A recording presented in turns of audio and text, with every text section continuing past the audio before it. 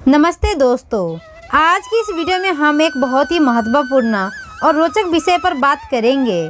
कौन सी महिला के घर माता लक्ष्मी प्रवेश नहीं करती हैं। साथ ही एक ऐसी कहानी जानेंगे, लक्ष्मी माता की उत्पत्ति कैसे हुई। यह सवाल सुनने में थोड़ा अजीब लग सकता है, लेकिन यह हमारे जीवन और हमारे कर्मों से गहराई से जुड़ा हुआ है। माता लक्ष्मी धन संपत्ति और समृद्धि की देवी मानी जाती हैं और उनके घर में आगमन से सुख शांति और खुशहाली का वास होता है। लेकिन ऐसा कहा जाता है कि कुछ आदतों और कर्मों के कारण माता लक्ष्मी किसी के घर प्रवेश नहीं करती हैं। तो आइए जानते हैं वो कौन सी महिलाएं हैं जिनके घर में माता लक्ष्मी नहीं जाती हैं। धर्म और शास्त्र के अनुसार देवी लक्ष्मी को धन, वैभव और समृद्धि की देवी माना गया है। उनकी कृपा पाने के लिए जीवन में कुछ महत्वपूर्ण बातों का ध्यान रखना बेहद आवश्यक है, क्योंकि कई बार जाने अनजाने में हम ऐसी गलतियां कर बैठते हैं जो देवी लक्ष्मी को अप्रसन्न कर सकती है। सबसे पहले घर में साफ सफाई का विशेष ध्यान रखना चाहिए। रात में जूठे बर्तन छोड़ना अशुभ माना गया है, क्योंकि इससे नकारात्मक ऊर्जा उत्पन्न होती है और देवी लक्ष्मी रुष्ट हो जाती है। इसी प्रकार उत्तर दिशा जो धन और समृद्धि की दिशा मानी जाती है, वहाँ कूड़ा कचरा या बेकार सामान रखने से कुबेर और देवी लक्ष्मी नाराज हो जाते हैं।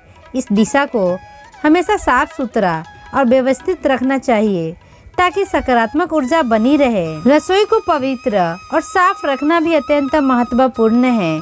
चूल्हे पर खाली या जूठे बर्तन छोड़ने से घर में दरिद्रता आती है और घर में बरकत नहीं होती है। रसोई को मंदिर के समान पवित्र स्थान माना गया है, इसीलिए इसे व्यवस्थित रखना चाहिए। वहीं झाड़ू में माता लक्ष्मी का वास होता है, इसीलिए सूर्यास्त के बाद झाड़ू लगाने से बचना चाहिए। ऐसा करने से देवी लक्ष्मी नाराज हो सकती हैं। यदि किसी कारणवश झाड़ू लगानी पड़े तो गंदगी को घर के अंदर ही रखें और सुबह उसे बाहर फेंके। शास्त्रों में बताया गया है कि चंदन को हमेशा दोनों हाथों से घिसना चाहिए। एक हाथ से चंदन घिसना देवी लक्ष्मी और भगवान नारायण को अप्रसन्न करता है। इसी तरह केवल देवी लक्ष्मी की पूजा करने से उनका पूर्ण आशीर्वाद नहीं मिलता है।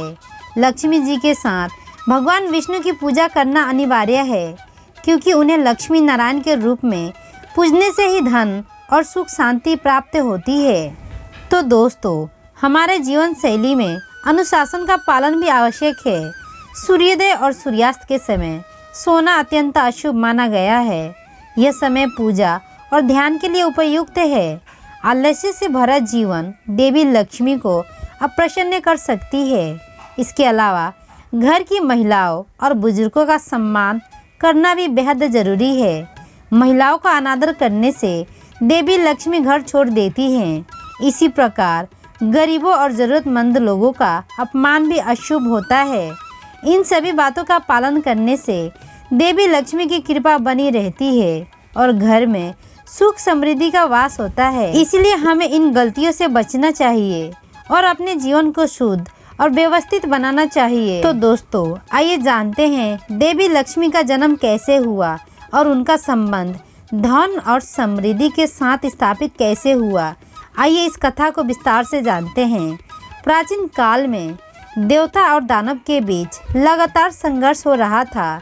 इस संघर्ष में देवता कमजोर हो रहे थे और अपनी शक्ति खोते जा रहे थे। तब भगवान विष्णु ने देवताओं को सुझाव दिया कि वो दानवों के साथ मिलकर दूध के महासागर का मंथन करें। इस मंथन से अमृत प्राप्त होगा जो देवताओं को अमर बना देगा। समुद्र मंथन के लिए मंदार पर्वत को मथानी और बासुकी नाग को रस्सी बनाया गया। भगवान विष्णु ने स्वयं कछुए का रूप धारण कर पर्वत को अपनी पीठ पर सहारा दिया ताकि वह समुद्र में डूब न जाए। देवताओं और दानव दोनों मिलकर समुद्र मंथन करने लगे। समुद्र मंथन के दौरान कई दिव्य और अद्भुत चीजें निकली, जिनमें हलाल विष भी था, जिसे भगवान शिव ने अपने कंठ में धारण कर लिया, जिससे उनका नाम नीलकंठ पड़ा। इसके बाद कामधेनु गाय, अप्सरावा घोड़ा, ऐरावत हाथी, कल्प वृक्ष और अन्य रत्न निकले। जब समुद्र मंथन की जा रही थी तभी देवी लक्ष्मी प्रकट हुई और क्षीर सागर से कमल पर विराजमान होकर निकली। उनके साथ धन, वैभव, सौंदर्य और समृद्धि की अद्भुत ज्योतिष भी थी। सभी देवताओं और ऋषियों ने उनकी पूजा की। देवी लक्ष्मी ने अपना वरद हस्त फैलाकर आशीर्वाद दिया। देवी लक्ष्मी ने अपने लिए एक योग्य पति की खोज की। उन्होंने देखा कि भगवान विष्णु ही सबसे योग्य हैं, जो संसार के पालनकर्ता और धर्म के रक्षक हैं। इसीलिए उन्होंने भगवान विष्णु को अपने पति के रूप में वरण किया। इसके बाद देवी लक्ष्मी को भगवान विष्णु के चरणों में स्थापित मिला और वो लक्ष्मी नारायण के रूप से पूजे जाने लगे। देवी लक्ष्मी के प्रकट होने के बाद मंथन से अमृत निकला। भगवान विष्णु ने मोहिनी रूप धारण कर लिया। अमृत को देवताओं में वितरित किया, जिससे देवताओं अमर हो गए। दानव को इस अमृत का भाग नहीं मिला। तो दोस्तों, समुद्र मंथन की यह कथा हमें यह सिखाती है कि परिश्रम और धैर्य से ही धन, समृद्धि और अमृत रूपी प्राप्त होती है।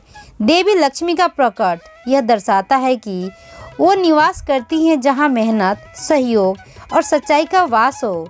साथ ही यह कथा बताती है कि विष के बाद ही अमृत प्राप्त होती है। यह कथा न केवल देवी लक्ष्मी के महत्व को रेखांकित करती है, बल्कि हमें जीवन में सत्य, निवास और परिश्रम का पाठ भी पढ़ाती है। आशा करती हूँ ये छोटी सी जानकारी से आपको कुछ जानने को मिला होगा। ऐसे ही वीडियो देखने के लिए चैनल को लाइक, सब्सक्राइब और शेयर करना ना भूलें। धन्यवाद। राधे राधे। जय माता दी।